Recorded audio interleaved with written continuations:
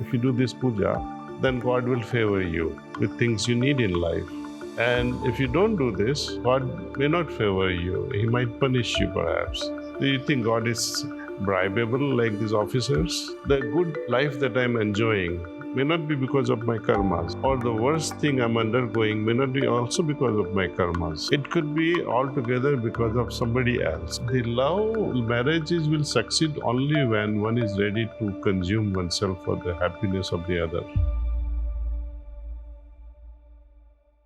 We all know about Daaji, and his wisdom have been very insightful so far. In this particular podcast, which we are having, we are going to get answers around each and every question which anybody has from the age of 20 to, let's say, 40.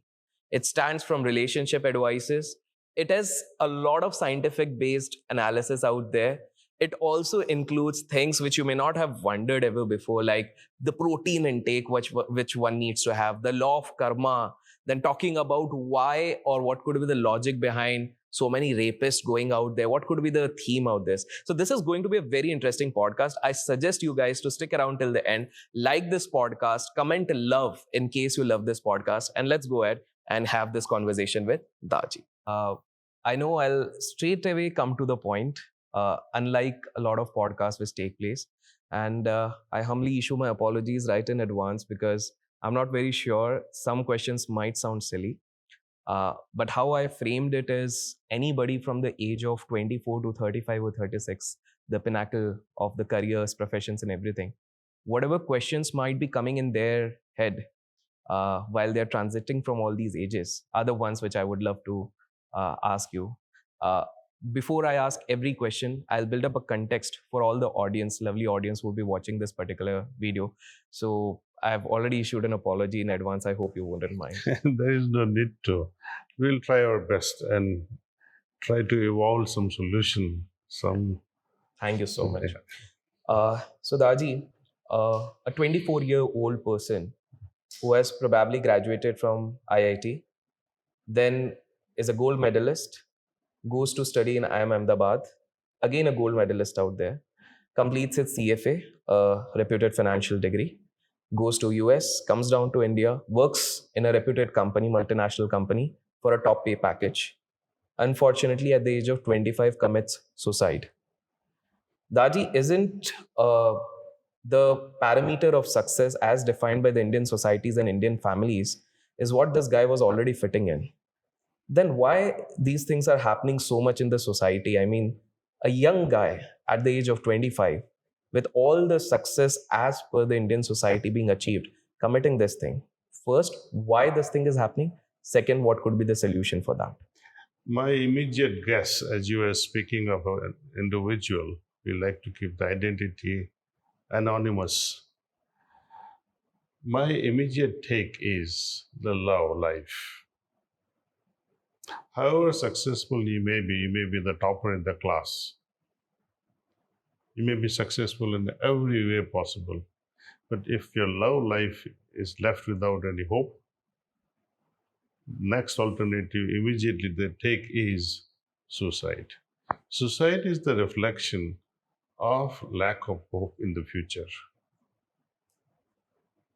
And when individuals' love life is shattered, I think they don't know the way out of it. This is my presumption. I may be wrong, but what drives human being today is this inner love life. So the love could be the missing element. Lack of love from the individuals in whom you trusted.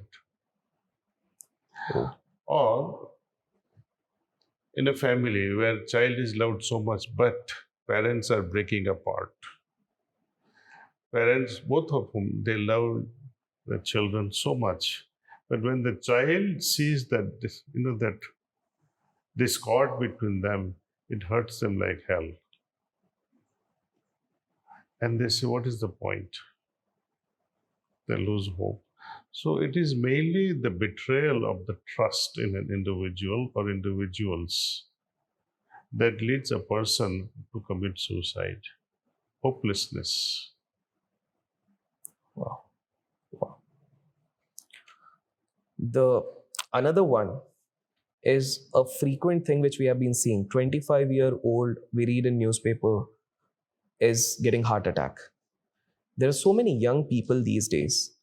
We often see in the newspapers, in the news channels, they're suffering from heart attacks. Interestingly, a lot of these people regularly go to gyms also. We have seen encounters of people who were going like hitting the gym for 2 hours a day.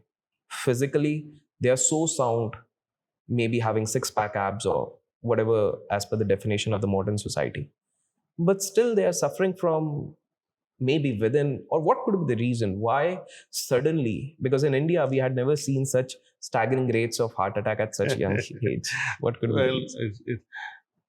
I'm a pharmacist by profession. I practiced for more than 3 decades in New York City. There are multiple reasons behind a youth succumbing to these heart related issues. Number one is not in sync with the solar movement, what we call circadian rhythm. Number one cause. And because of this disturbance in circadian rhythm, night sleep is spoiled. So you are always on the overdrive with sympathomimetic neural system, where adrenaline rush is always more than the parasympathetic response of acetylcholine. Stress hormones are greater. That is the beginning of the problems in youth. Number two, high protein intake. Amino acids ultimately gets converted to neurotransmitters. Some neurotransmitters are stress hormones. Okay. Number three, when you are going to gym spending 2 hours, 3 hours, your body mass is increasing, muscle mass is increasing in a greater proportion than the pumping capacity of your heart. Okay, so what happens now? You have to overwork. Pump has to overwork to supply to the newly developed muscles. It is not used to that. Now, the body muscles are growing faster than the capacity of the pump. So it's in a hyper mode. Three things are really causing this problem related to young age health related problem, and especially with circulatory system, heart and the vessels. Same thing is in the brain. When the blood supply is greater in the muscles, the same blood supply will be in the brain also. Brain is used to taking or accepting certain load of blood supply, but now it's getting too much. So you will hear more and more of hemorrhage also, brain hemorrhages. Yes. So high BP, blood hemorrhage, heart attacks, they all come together then, see. So that is a one way of flip-sided existence. Too much of being physical.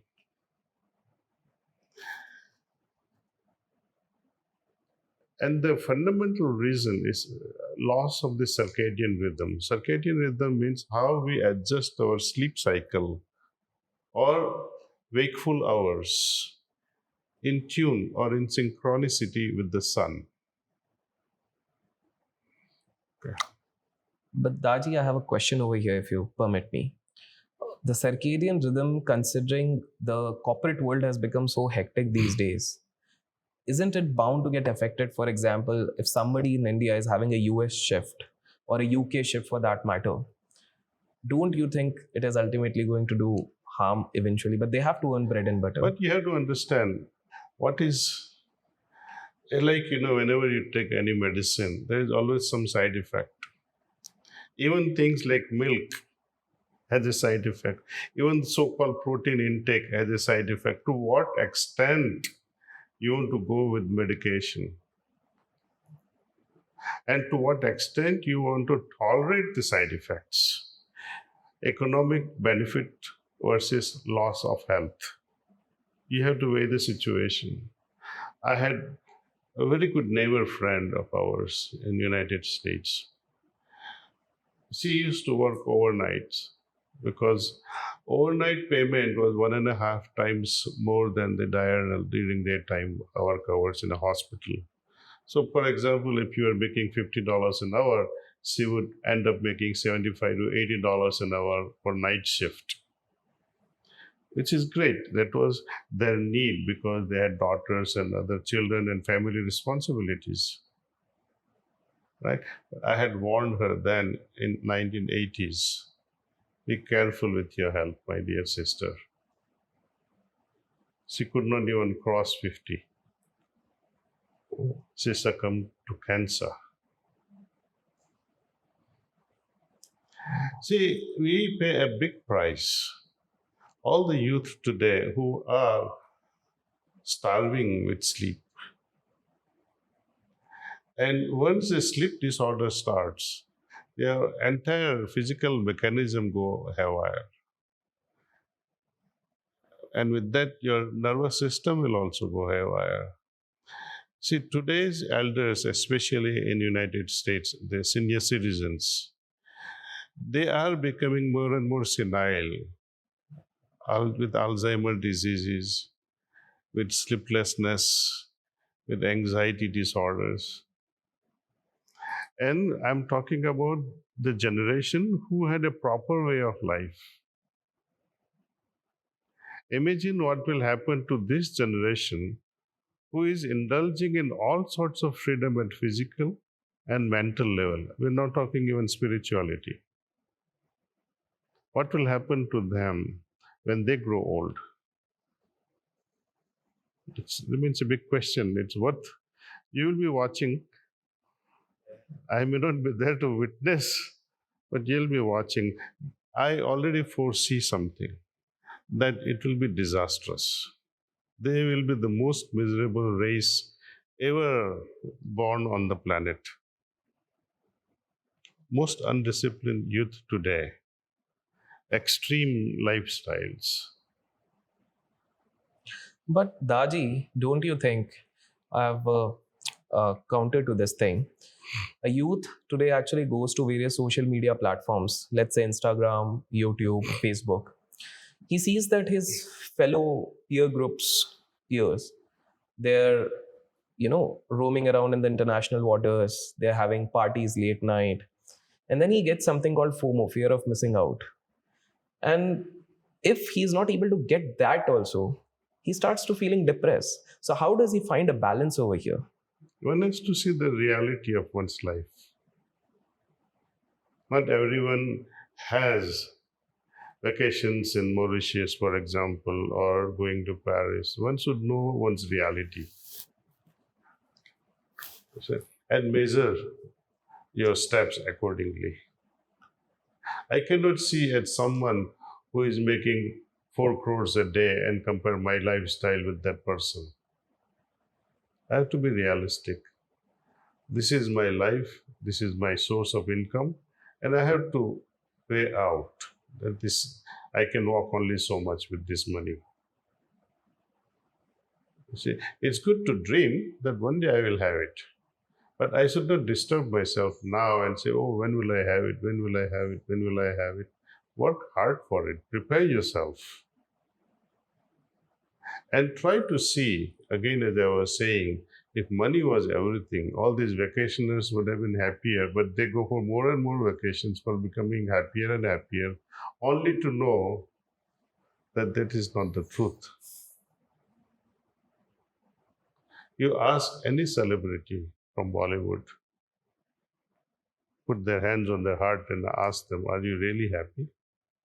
Are you even at peace?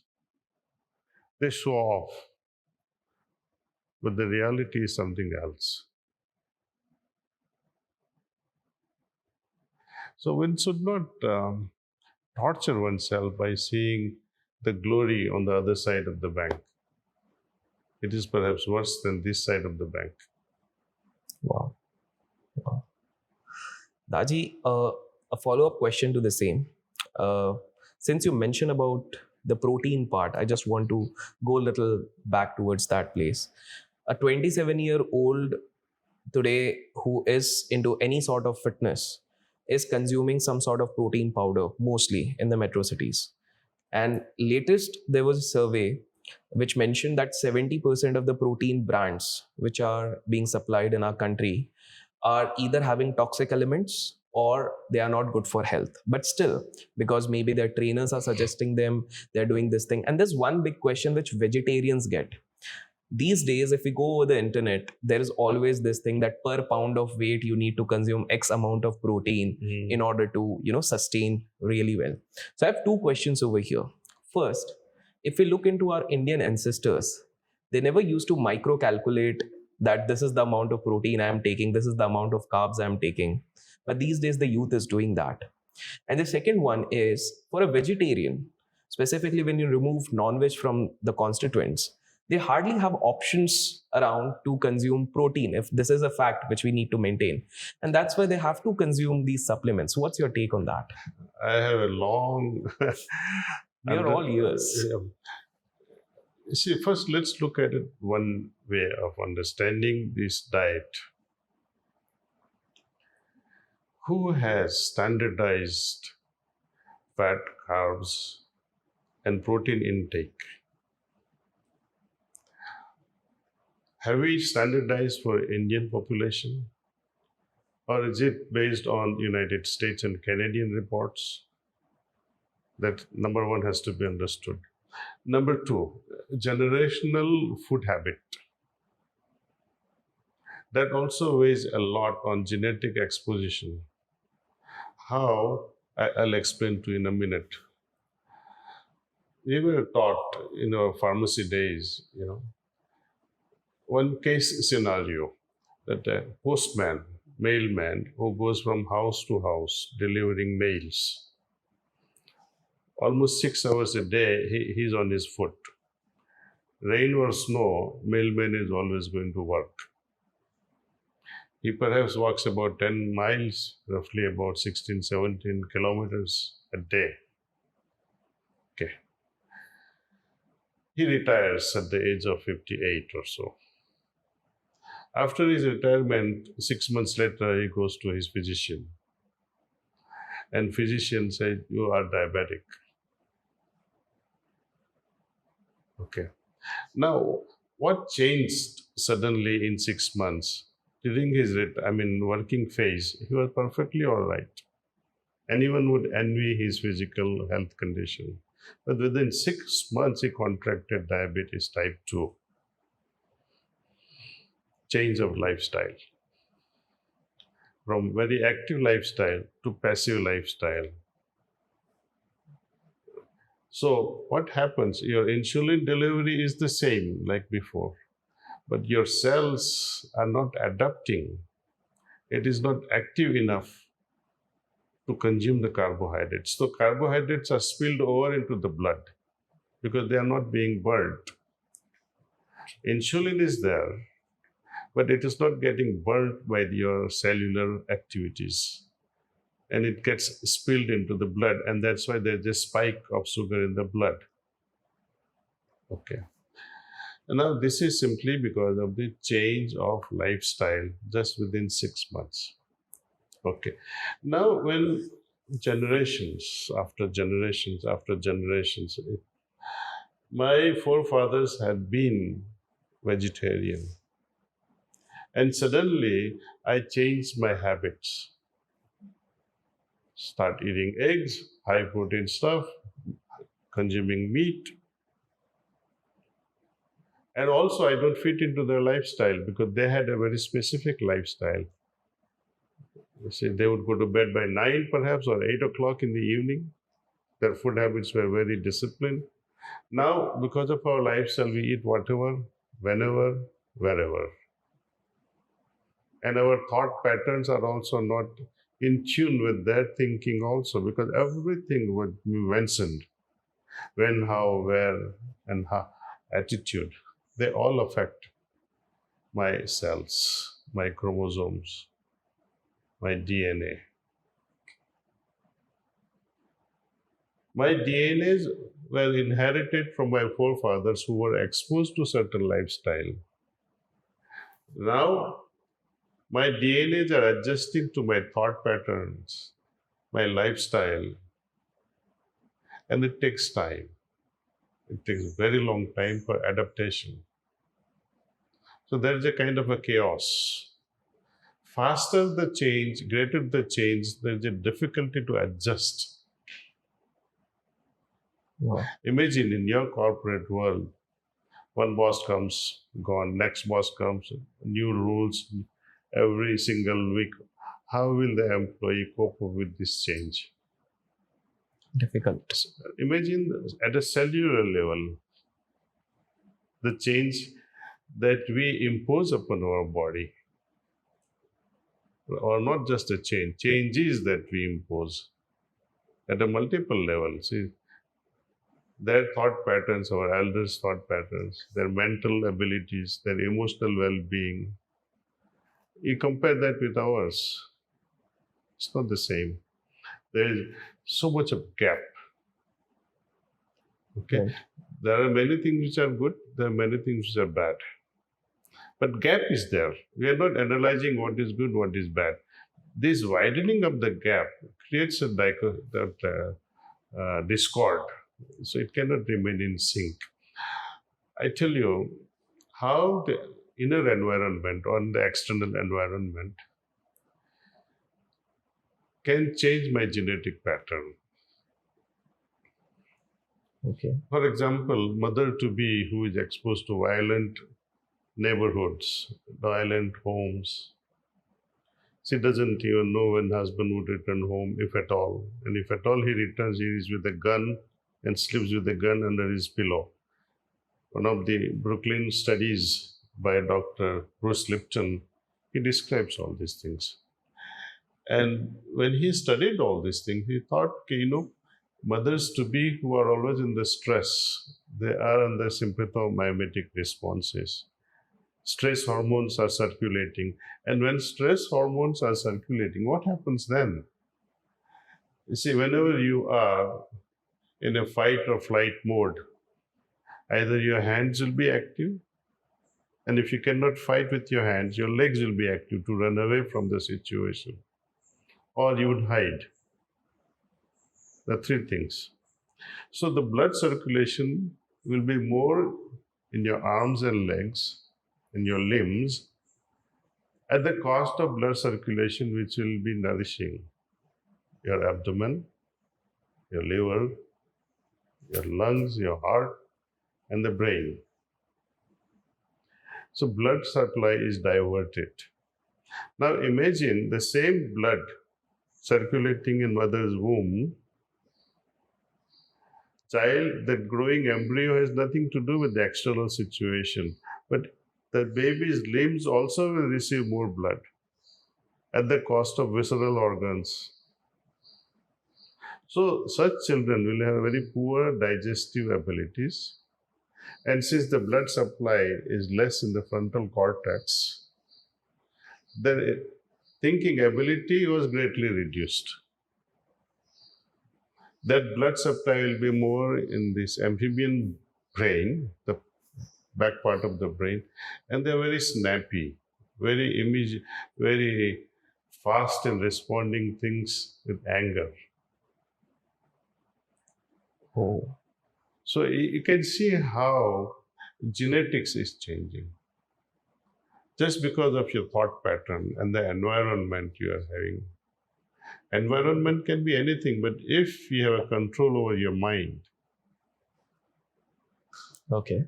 then you are better off. That's why in India we have the system that as soon as a daughter-in-law is found to be pregnant, with a lot of respects and puja and reverence is sent back to her parents' place, Mothers. where environment will be a lot better. It's much familiar.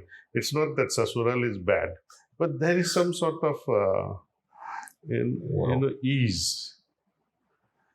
You feel at home.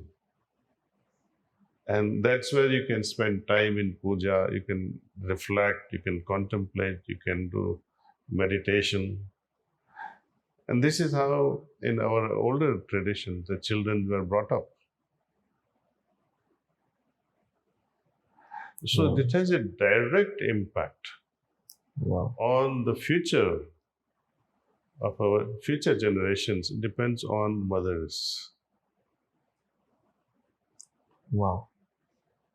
their thinking, their way of life, lifestyle. But it's a questionable thing today. You see, I have observed that boys are nowhere near girls' impulsiveness and their fickleness. Girls are more fickle than boys. Oh. If I have heard boy having a one girlfriend or two girlfriends, I have seen girls having dozens of boyfriends. This is just a Okay. comparison. There Oh. may be some exceptions, Okay. but this is the trend. And I am not saying just from the hat. I have received letters. And the direct example is my own son. When he was in the 8th grade in St. Xavier's Loyola in Ahmedabad, he was a star basketball player representing for the state Wow. in his age group, right? 9th grader used to date him. He said, "Would you come out with us?" He used to ask me, "Dad, what should I do?" You just tell them you have a girlfriend in the United States. So they'll quietly run away. Why do you want to refuse and say you're not, True. And this is the story of 1996 or 97. Oh. Right? Imagine now how the world would have advanced in 2024. Has actually changed a lot. Wow. So, Daaji, before I proceed to the next question, to all the viewers, if you are actually enjoying the insights, I would insist to like the video as well.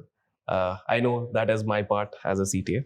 But coming to the question, Daaji, a very question which has been pondering amongst the minds of so many Indians who are from middle class family.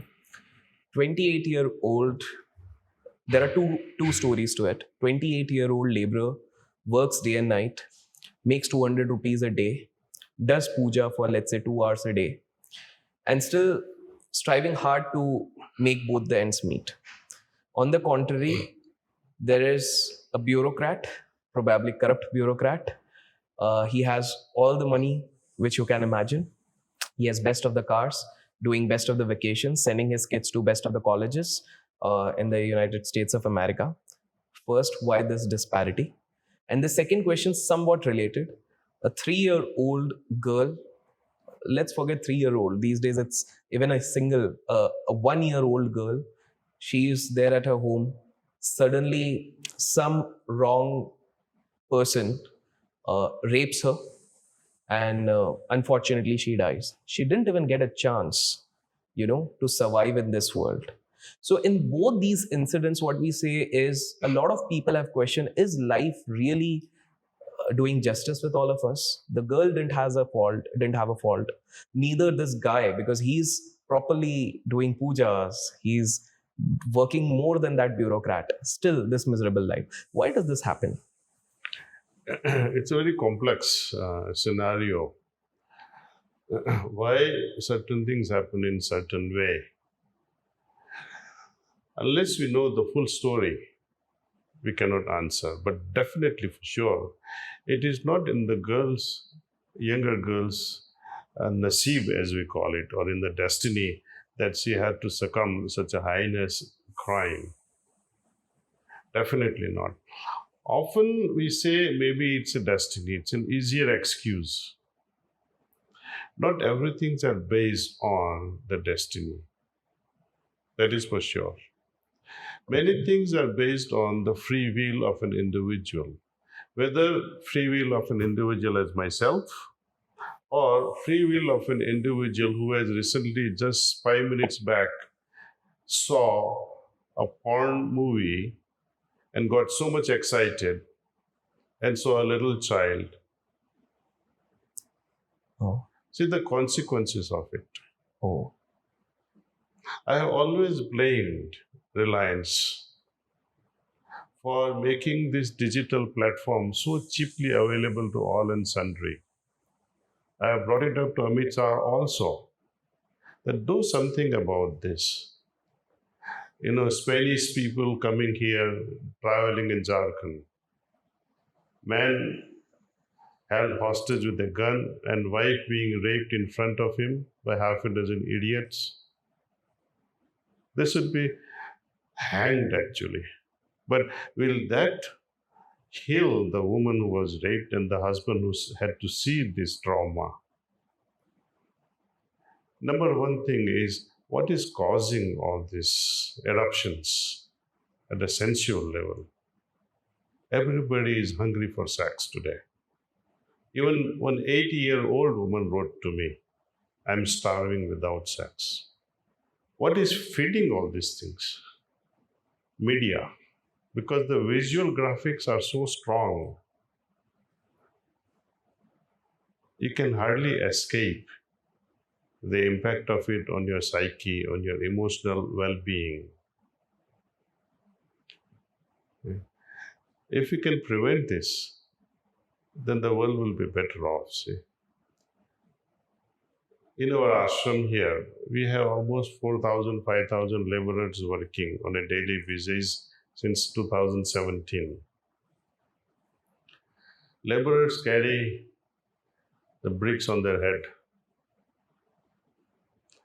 One carrying here, another is there, third is there, and one fellow watching TV on his mobile or some movies, and half a dozen of them watching together, holding bricks on their head. Do you think they are watching Ramayana or Mahabharata in heat of the sun?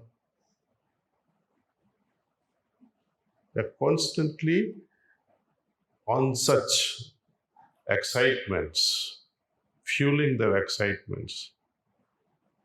And you can see even a young girl passing, every one of them looking as if hungry dogs are waiting for such a meal. Imagine if there were no other individuals, would that girl would have been safer there? So digital media has to be protected. It should be controlled and regulated. No such measures are being made today in India, especially. Imagine if in the state government's assembly, MLAs are watching porn in Karnataka. You must have heard that. Yes. What to talk of these laborers? So in this case, at least we can blame the media. But Daaji, what about the laborer versus the corrupt bureaucrat? You cannot compare two apples. And I would not say that the prayer is insurance against your poverty. It's not. Okay. Moment you pray for something or the other, you have lost the credibility in front of the eyes of the Lord. What is the difference between a beggar and a lover of God? Suppose your friend is there who keeps coming to you and say, यार मेरे को 2,000 रुपया दे दे, I'll return to you in 10 days. It comes back and I still need 5,000. Third time he comes, what will happen to you? Get irritated also. Get irritated. What happens to God? Everyone is asking for something. Yes. Repeatedly, again and again and I want that girl, I want that boy. I want this much money, I want this house, I want this car. Want. God has already run away, perhaps. But how do we love God then? It's not possible to love God. Begin with yourself. God is an unknown entity. How are you going to love someone whom you don't even know and about whom you don't even have the surety whether he exists or not? Okay. Isn't it? True. And we have been indoctrinated. All have been conditioned that if you do this puja, then God will favor you with things you need in life. And if you don't do this, God may not favor you. He might punish you perhaps. Do you think God is bribable like these officers? It doesn't seem like. You bribe him with 5 rupees and expect 5 crores. And I break a coconut and say, I want such and such a job, or I want to pass my exams. You cannot bribe. You can only fool yourself. If you are not prepared, no God can help you. And if you are really prepared, you don't need God. Because the free will has been given to you, and the enjoyer of the free will is God Himself in your heart. You tell me one thing. Are you alive today? Yes. Yes. What makes you say so? Because I can breathe. You can feel, right? Yeah, feel. Correct. What if the soul leaves at this very moment tonight and say, okay, I'm living? I hope that doesn't happen, but I'll be dead. You'll be dead. Yeah. And that entity, whether you call Ishwar or God or Atman, it really doesn't matter what we call this entity. But that entity is there since my birth and will remain till I breathe my last. Is it outside myself? It's inside. It's inside me. Your life force is in you. My life force is in me. And so is it with everybody else. So I'll share a story, a scenario where mother is delivering a child. Mother is screaming away with pain. Child is now arriving. But mother, soon as she hears the cry of a baby, she begins to smile. Right? It is for the first time and last time that mothers they cry Mm-hmm. when hearing the child's first cry. Afterward, whenever the baby cries, mother cries. It's the first time she smiles because Wow. the entity that should come giving life has come along. Suppose the baby doesn't cry. Then the doctors run around frantically trying to resuscitate, stimulate the lungs and the heart so that baby begins to cry. And still baby doesn't cry, then mother has to cry. Because the life force has not come. And that's within me. That's within you. And our shastras, our scriptures, they say this Atman is part of Paramatman. He is Antaryamin, one who dwells within.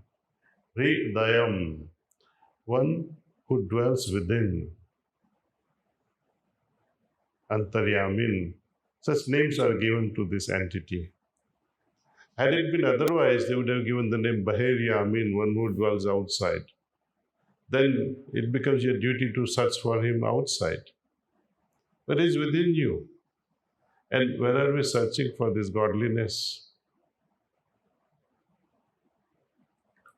We are always seeking outside us. In some corner of the house where you have made something holier.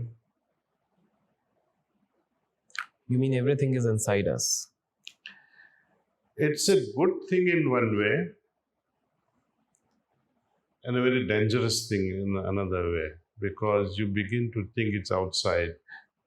And when you keep God away from your workings, your lifestyle, when you refuse that God to be the witness of your life, then you think you are free to do anything. Right? So your karma are taken for granted, that I can do whatsoever I want. Right? And karmas are inexorable. Kabhi na kabhi, at some point in your life, it will manifest. If not today, tomorrow. If not tomorrow, next life. There is no plus and minus gain like accounts with karma, that I did 100 good karmas in order to deduct 100 negative karmas. It doesn't work like that. But Daji, I have a question around karma itself over here. Let's say if I'm going on a street in my car, I find someone begging. At that point of time, I feel that okay, this is a person who is in need of money. I offer him 100 rupees note. Later on, I get to know that this person, instead of using it to eat He food, got a bottle. yeah, got the bottle. Now, did I do correct over here? Did I do wrong? What sort of karma I am taking? Because ultimately he consumed alcohol. Well, it's emotional response from your side.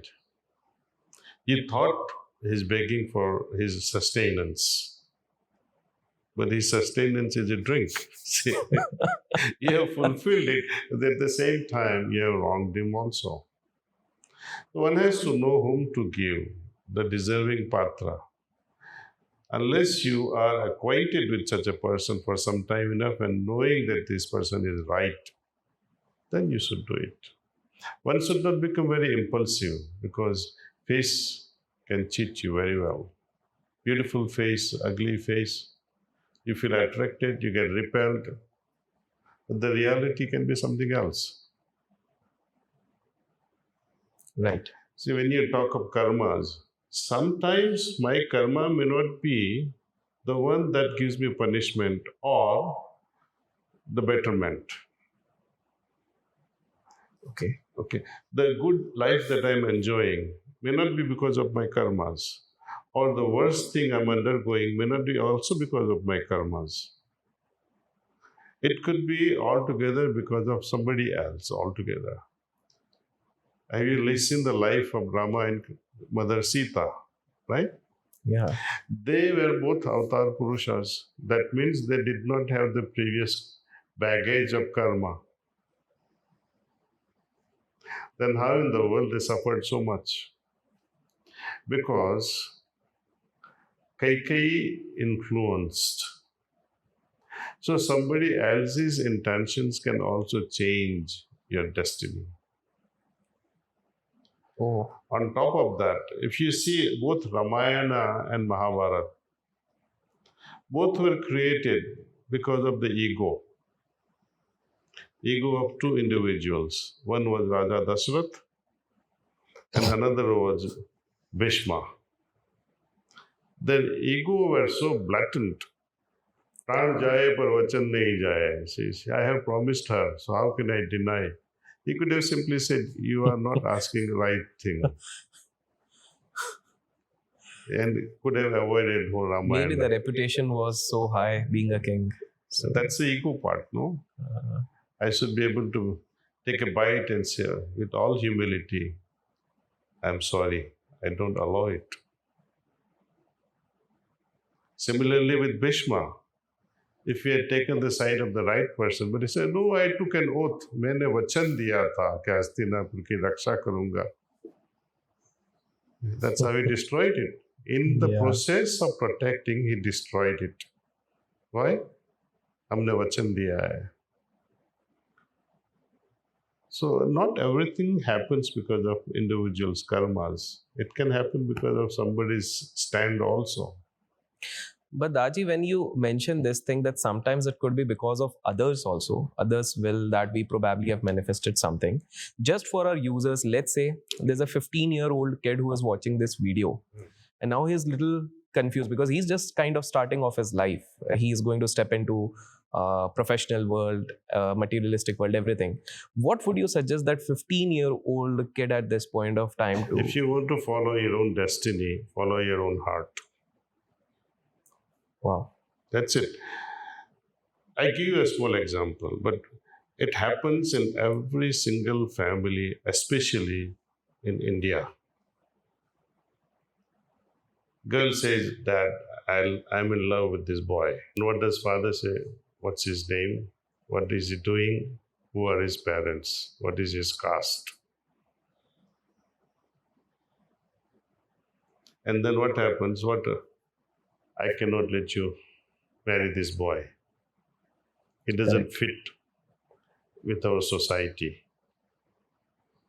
Now what happens there?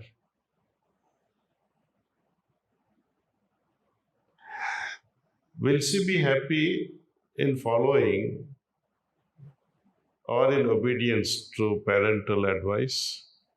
Never, because Not. she had given her heart to someone. Yes. Now, she will not be happy. And if she is not happy, her husband will not be happy. The whole family will suffer. On the other side, the person whom she loved, he will also not be happy, and his wife will. So there is a cascading effect. Okay. So your biggest enemies, they are living with you in your own family. They think they are doing a justice. But whenever such parents hear that I am in love with such and such a person, happily get your son or daughter married to that person. Don't be a resistance. Don't be a wall. After all, whosoever you marry, there will be some hiccups. I am imperfect, isn't it? My wife is imperfect. And between two imperfect human beings living together, there is going to be noise. But when you love, at least that love element is there, you can subdue that noise to a greater extent. But if you are forced to marry, the noise will start. You will not have the ability to fine tune that sound. You will always blame someone. Because of him or because of her, I got into this mess. Wow. Isn't it? So Correct. don't be a wall between two lovers. The thought which you have shared over here is really insightful, but I'm not very sure how many of them would understand the depth of what you have just said. Because a lot of people, even now, if you go into the Indian families, as you rightly mentioned, they still try to hold on to that barricade, specifically if it's an intercaste or if it's a love marriage. And they will always give this one example. So just wanted to understand your view that in our days, love marriages hardly used to take place. It was arranged marriages, and see how successful the arranged marriages are and love Well, marriages they are are. always together, no doubt, but find out if the happiness is there. Ask your parents also, are you happy?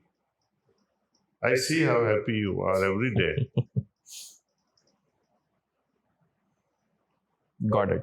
Since you talked about happiness and since we are touching this marriage aspect, there's an interesting statistics which I came across, and that simply said that in 2019, 13 out of 1,000 used to do it, and now it has gone up by 400%. And I'm talking about divorces in India. Just in 4 5 years, it has gone up by like 400% from 13 out of 1,000 to now. What do you think? What could be the reason over here, and how we can tackle this thing in today's time? Find out under what circumstances they were married. Okay. Right? When I love someone and I'm forced to marry somebody else, how long can it last with this sentiments of freedom to exist the way you would like to? So sooner or later, it's going to break down. But Daji, what if in few cases we see some love marriages also break down? There is another reason behind altogether. Okay. Well, you see, love demands incremental love. Love cannot remain static at one level. When I say incremental level, means love, the level of love must evolve. Dependency becomes kind of a slavery. There are two aspects in this equation. Love is there and dependency is also there. And there is a third invisible element of surrender is also there. Love demands surrender. Wow. In love, in true love, you consume yourself for the sake of others. And when your desire is there to be consumed for the sake of others, there is time comes when you feel I am being annihilated now in this whole relationship. Then you start retracting to protect yourself. I am getting consumed in this love. Because to that Wow. extent, the other person is also not being reciprocating, because the other person's speed may not be same as yours, though the love is there. But that love would like to get heightened. And as you heighten your love, only thing that happens is you surrender to each other. And no one is willing to surrender to be completely be consumed. They want to go up to this level. But love demands here becoming one. And becoming one happens only when this is destroyed or this is destroyed. And who likes to be consumed? True. You see? True. So the love marriages will succeed only when one is ready to consume oneself for the happiness of the other. Wow. That's a very beautiful statement which you have mentioned. In fact, viewers, anybody who felt this line really effective, please write it down in the comment section. Daaji, but I have one question, which is again, I hope you don't mind. There are a couple of more questions. A 29-year-old or a 30-year-old, let's say 29-year-old, the founder of Google, became a multi-billionaire at the age of 29. And on the other hand, since you mentioned in the start that one has to work hard, one has to do a lot of things, is there any other way? Because these days, a lot of people talk about this buzzing word called manifestation or law of attraction and all these words. And there have been several people who are even teaching this thing. I'm not very sure those whom they are teaching, are they becoming rich or not, but they are for sure becoming rich by teaching how to become rich. But do you believe that our mind can actually manifest wealth, manifest prosperity? If yes, if you could run us through how in a brief. There are things in the subtle realm, especially in the spiritual realm. It is very true that I am merging with God, for example, or I am nearing my goal in spirituality. It is definitely works. But for example, for my cook in my house to think that tomorrow, let me keep thinking every day I'll become a crorepati, crorepati, crorepati. He won't become? It won't become. Okay. Because there is a difference between authentic feeling versus ambitious feeling. In ambition, you are too superficial. In authentic feeling, it comes from the heart, and that will manifest. Wow. You keep thinking that I'm going to marry so and so because you had infatuation. Will it happen? So one has to be realistic also. Authentic about the reality of life. See? Wow. Daaji, while coming for this interview, I saw an interesting thing outside. There was a Audi and a Mercedes as well. Now, an interesting question, curiosity out of curiosity came into my mind. While a lot of masters or gurus, they say that, you should leave all these things aside, no money, nothing, just get into, probably some people even promote celibacy or something of that sorts. Leave everything aside, just meditate and do these things. On the other hand, I found, as I mentioned, two of the vehicles over here. First, is there a possibility in this lifetime that we can keep a balance between both those sides? See, it's a matter of attitude. You can be in the forest and still think about Bollywood. Or you can be in Bollywood and think of Lord in your heart. Which is better? Bollywood. Yeah. Or things like this, you go to a church and think of smoking in the church. Or go to a pub, have a drink, smoke, and think of God.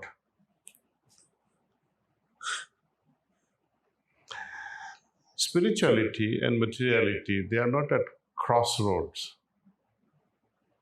But they need to be integrated. See? I tell you a real life story. I wanted to really become sannyasi as per the principles you have just narrated having nothing, owning nothing, possessing nothing, right? So I took off one day in the month of June 1976 and visited one of the nearest temple we had near my village on the bank of Narmada River. And Narmada River, there is always a parikramic movement by these Aghori Babas. They are Shiva worshippers. So I sat near the temple, observed them. See. In the evening, one elderly gentleman, Aghori Baba, came near me and said, "क्या चाहते हो बाबा बेटे?" मैंने बोला, "आप मुझे अपना शिष्य बना लो. I will serve you with all my heart." There were tears. He had wet eyes. And he said, "My son, तू घर चला जा." मेरी उम्र 80 से भी ज़्यादा हो गई है. घर जाने का तो मन करता है, लेकिन कोई पहचानेगा नहीं मुझे. मैंने बड़ी भूल कर दी, ये संन्यास कर दिया. अभी मैं भिखारी हूँ. मेरे लिए ये लोग भिख मांगने जाते हैं, खाना आता है तब खा लेता हूँ. ऐसे मंदिरों में बाहर सो लेता हूँ. ये तेरे लिए नहीं है कि भिखारी बनना है तो आ जाओ. And so I heard him, because there was so much of conviction in his eyes that घर जाओ. So my sannyas didn't even last 12 hours. Before the sun set, I reached home. But we are glad that it lasts, otherwise we wouldn't be having you over here. So, and my Guruji also says, you see, upon Shastra says that God is omnipresent everywhere. Second thing, God is not lost. Third thing, you must marry. Two sexes are important. If one was enough, God would not have created two. So understand this much and lead a grihastha jivan. All the great rishis, including 7 rishis we call Sapta rishis. Tell me even one who was brahmachari, meaning celibate. Brahmacharya has a different meaning altogether, and celibacy has a different meaning. Celibacy means abstaining from sex. Brahmacharya means one who dwells within Brahma. There are two different connotations. Wow. One who dwells, one whose mind is always contemplating on the Lord.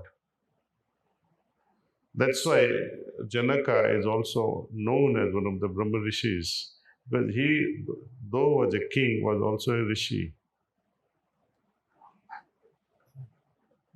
Material life, I've been a very successful pharmacist in my life. The business that you run, it does not interfere with spirituality. You wake up in the morning, meditate, have breakfast in remembrance of the Lord. You go to work, you do your work in the remembrance of the Lord. So how is it going to interfere? That now you are even able to spiritualize the material world. Wow. So you are integrating something which is very refined into something which is very gross. When you do a transaction, business transaction, it is with a good interest that both will flourish, that I am not cheating the other. In the process, I am also not shortchanging myself. It is in the best interest of both. The attitude of kill the other for your survival is wrong. That competitiveness should be there, but it should be sporty, like a game. The business should also be taken up like that. See, I'm here so that, the world can thrive. We can become better and better with the scientific researches. Wow. So basically, being into business plus spirituality, both can be done parallelly. Definitely. Since you mentioned about Bollywood a couple of minutes back, a Bollywood star's movie releases, fails miserably. And now that personality starts receiving a lot of hate across social media, across the society, and everything. And this is not in particular with Bollywood celebrities. This is something which I've even seen in the influencer economy. Influencers, as long as they're climbing up, it's fine. The moment they do one small mistake, there would be people who will be bombarding at them, saying nasty things, saying things which are not even related to them, just trying to make out things. Daaji, in this case, it's very difficult for that Bollywood star to control his or her mind. And likewise for that particular influencer. Some of them, they go into a wrong path of consuming drugs just to this thing. So when we are staying in 21st century, how is it possible that we don't get affected by the opinions of so many people around us, which are sometimes superficial also, but still, how do we withstand that? I think the answer is obvious. They all know the answer. That don't get hyped up when somebody is praising you, because the next moment the negative is also going to come. That is your life. There are many stars, who have fallen, and there are times those fallen stars have risen also, like never before. So we cannot just judge by one failure or two failures. One has to keep continuing. But sir, Daaji, it's not us, it's the people. And sometimes you must have heard of stories where people actually get into depression these days. I'll give you a small instance. There was one small girl who used to create content on fashion on social media. And then she had some wardrobe malfunctioning. And everybody saw that.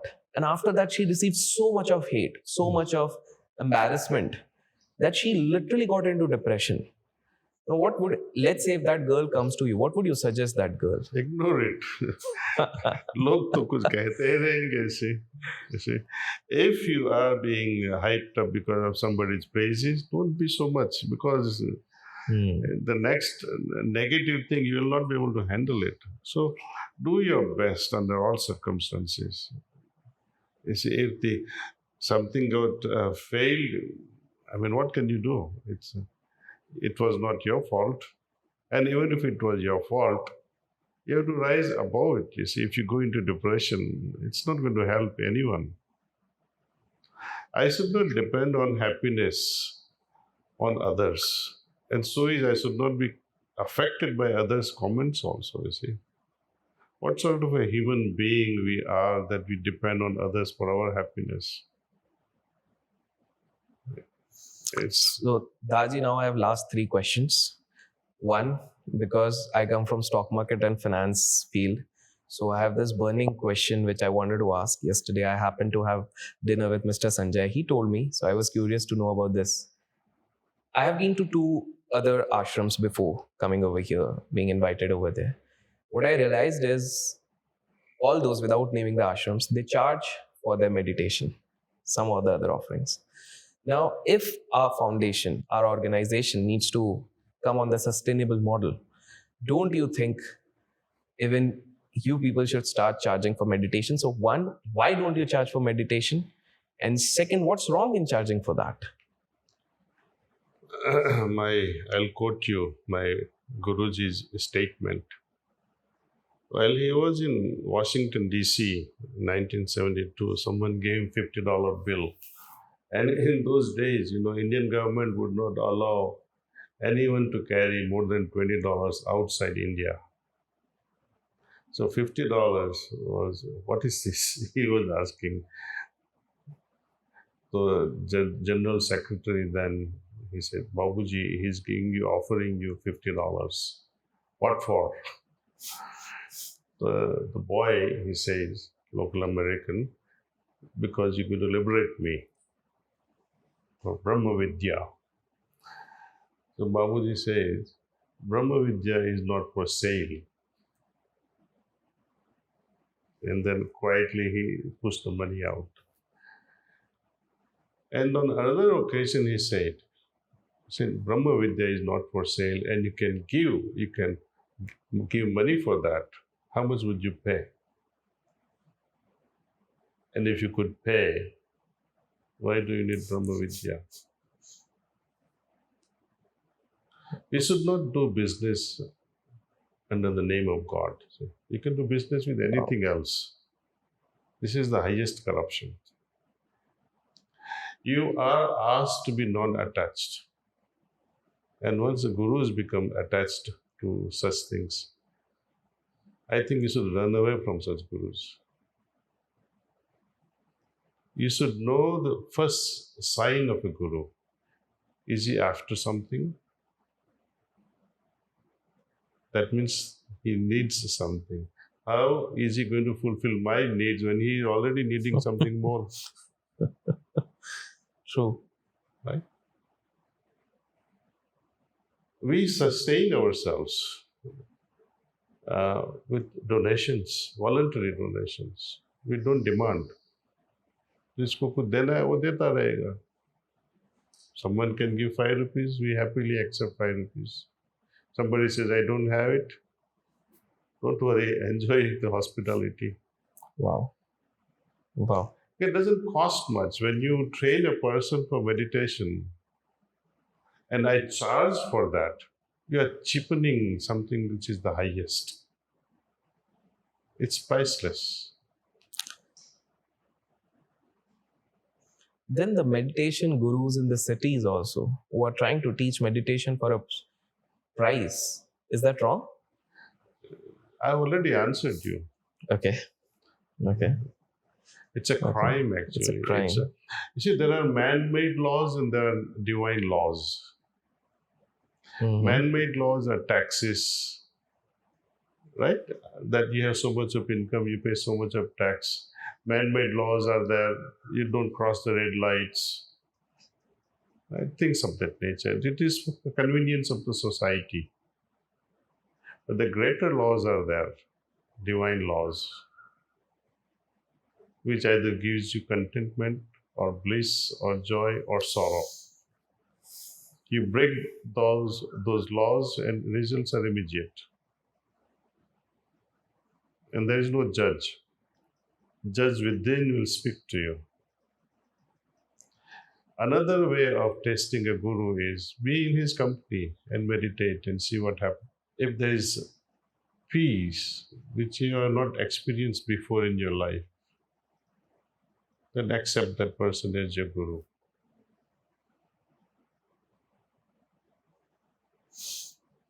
Okay.